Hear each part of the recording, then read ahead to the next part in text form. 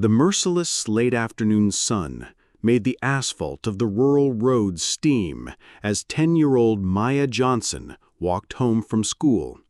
She slowed when she saw a shiny red Shelby GT500 Mustang parked on the shoulder, its hood up. A man in an expensive suit paced beside the car, yelling into his phone. "I don't care about the cost. I've been stuck for 2 hours, and I have a meeting with the governor in less than 3. Maya hesitated. Her aunt always told her not to talk to strangers, especially one who seemed so out of place in their humble, predominantly black community. But the man's desperation made her stop. Adjusting the worn backpack that held her books and a small toolkit from her mechanic uncle, she cautiously approached. "Excuse me, sir," Maya called. "Need some help with your car?" Andrew Whitaker, CEO of Whitaker Enterprises, turned, his irritation shifting to condescension as he saw the small girl in an oversized MIT t-shirt. "That's kind of you, sweetheart, but this is a high-performance vehicle. I need a real mechanic." Maya shrugged, stepping closer to peer under the hood. "My uncle has a garage. He's been teaching me about cars since I learned to walk. I can at least take a look." Before Andrew could protest, she was leaning over the engine with surprising confidence. "When did the problem start?" Andrew sighed. He had nothing to lose. "The engine started overheating about 40 minutes ago, and then it just died." "Did you smell anything sweet, like syrup?" Andrew blinked. "Yes, now that you mention it. How did you know?" "Cooling system." Maya pointed to a small puddle under the car. "It's leaking coolant. That's why it overheated." Andrew watched her, a strange feeling of familiarity growing. The way she furrowed her brow in concentration was unsettlingly recognizable. "What's your name?" "Maya. Maya Johnson." She held out a greasy hand.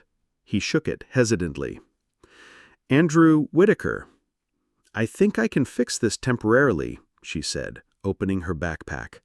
"Uncle Leon makes me carry an emergency kit." Andrew watched, fascinated, as she efficiently located the leak in a radiator hose and applied a special tape. "That should hold until you get to town, but you'll need to add water." It was when Maya raised her hand to brush her hair from her face that Andrew saw it. A ring with an emerald green stone set in antique gold, secured to her small finger with thread. Andrew's world stopped.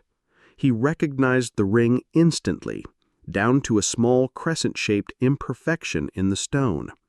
He had given it to a little girl named Maya at an orphanage called Little Angels 12 years ago, just days before it was mysteriously closed.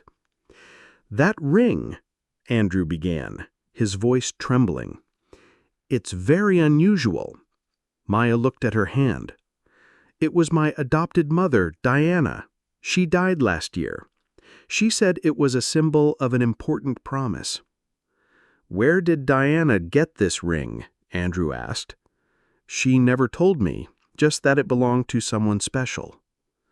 Pulling himself together, Andrew offered to drive Maya home. During the short drive, he asked casual questions about her life. "I live with my Aunt Renee and Uncle Leo. They took me in when Diana died." "Have you always lived here?" Andrew asked, his knuckles white on the steering wheel. "Since I was 3. Before that, I was adopted from an orphanage called Little Angels. It closed soon after." Andrew almost lost control of the car. "Little Angels? Are you sure?" "Yes. Why?" "I knew it a long time ago," he managed to say. As they reached her modest house, he handed her a business card. "Maya, if you ever need anything, please call me." As Maya ran toward the house, the ring sparkling in the sun, Andrew's hands trembled. He immediately called his private investigator. That chance encounter had just unlocked a secret kept for more than a decade, a secret connecting a billion-dollar empire, a closed orphanage, and a young girl with an extraordinary gift.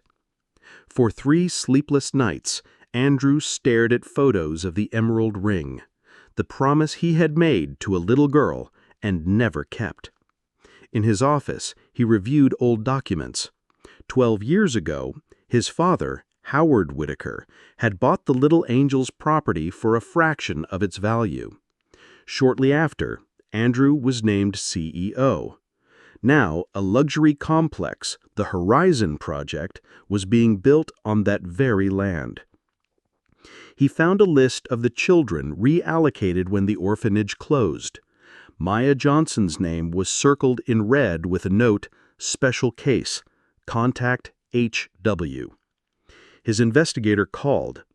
"Sir, Diana Johnson died in a car accident last year. Brakes failed. Suspicious circumstances. And Maya's auto records, they're officially missing. She never existed at Little Angel's." Meanwhile, Maya was in her uncle's workshop, her refuge. "Did you fix the old radio?" Leon asked. Maya smiled, holding up the restored 1950s radio. "Just had to reconnect a few wires." "You have a gift, girl." Leon ruffled her hair. Later, she told him, "I met a rich man the other day, Andrew Whitaker. He recognized my ring." Leon's face paled. He exchanged a look with Renee, who had appeared at the door.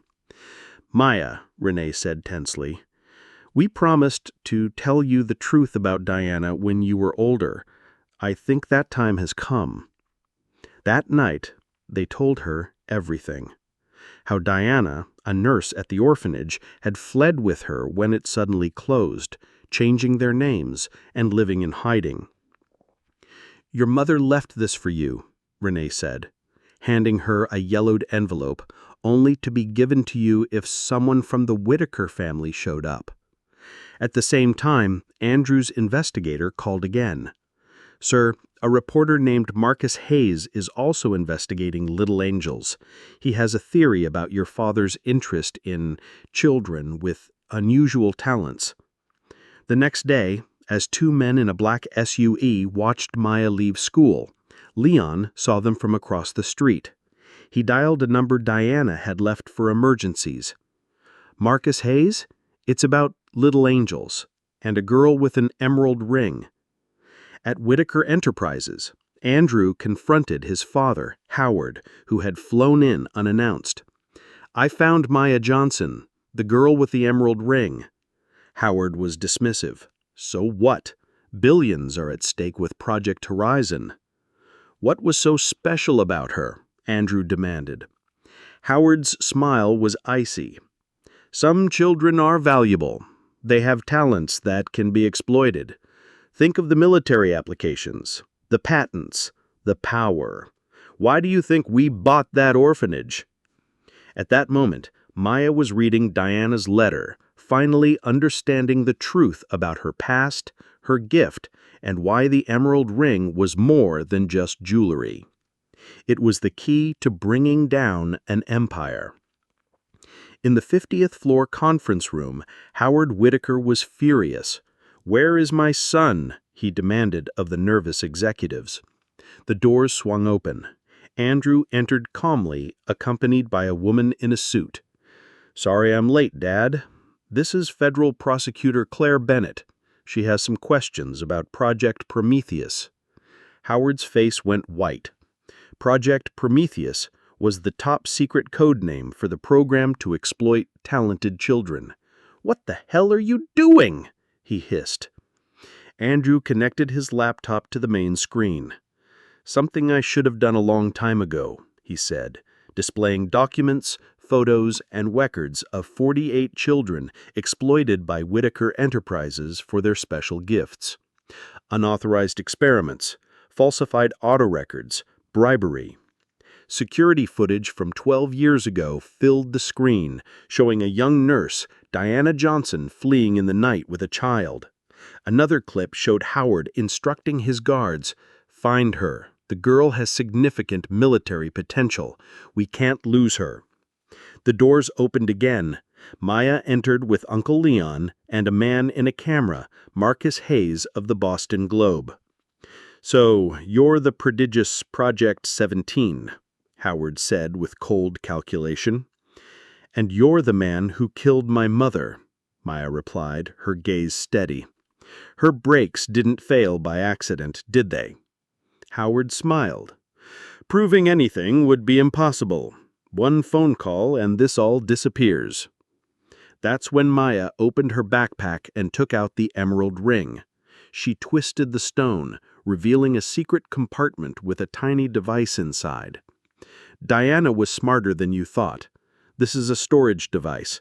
It contains backup copies of all the Little Angel's records, including recordings of your meetings with military doctors." For the first time in his life, Howard Whitaker was speechless. "This is being broadcast live right now," Marcus Hayes announced, pointing to his camera. Andrew approached his father. "It's over," he said quietly. "The prosecutor has a deal for me. Full cooperation." As federal agents entered to arrest Howard, Maya faced him. "My mother taught me that broken machines can be fixed, but broken people need to fix themselves." Howard was led away, his empire crumbling for the world to see.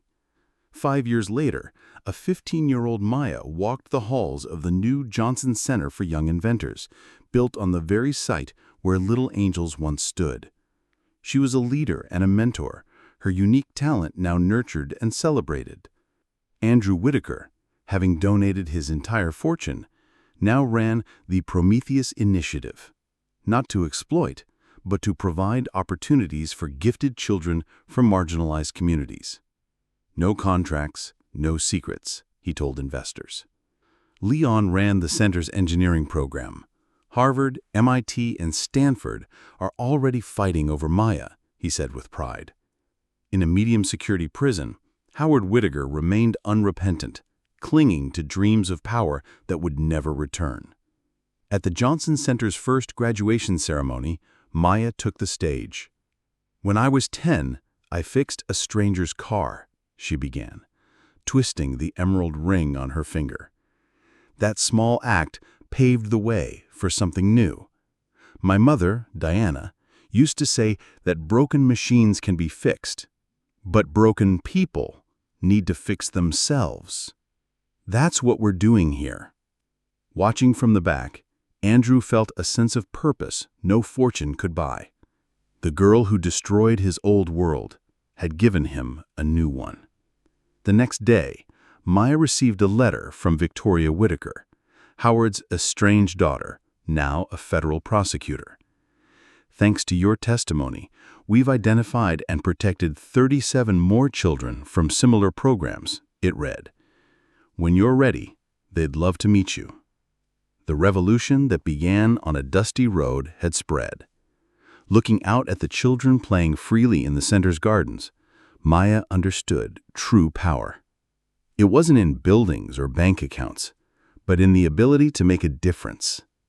That evening, a new sign was unveiled at the entrance. "Every talent deserves to flourish. Every child deserves freedom." It was a promise for the future, built on the ashes of a past they refused to repeat.